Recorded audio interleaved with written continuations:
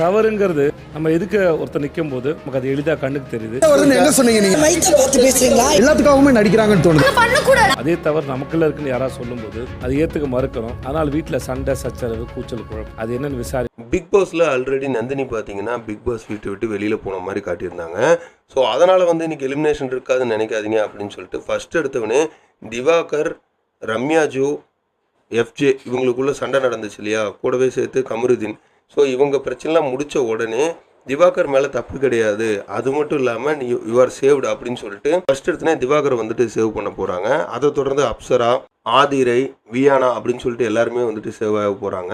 Sunday எபிசோடில் தான் பார்த்தீங்கன்னா கலையரசன் இல்லைனா பிரவீன் காந்தி இவங்க 2 பேர்த்துல இருந்து ஒருத்தங்க எலிமினேட் ஆவாங்க. அதே மாதிரி எஃப்ஜேக்கு இன்னைக்கு ஒரு வார்னிங்காக எல்லோ கார்டு கொடுக்க போகிறாங்க அப்படின்ற நியூஸும் வந்திருக்கு. ஸோ அந்த பிக் பாஸ் எப்படி போயிட்டு இருக்கு, உங்களுக்கு பிடிச்ச மாதிரி இருக்கா அப்படின்றத கமெண்ட் பண்ணுங்க.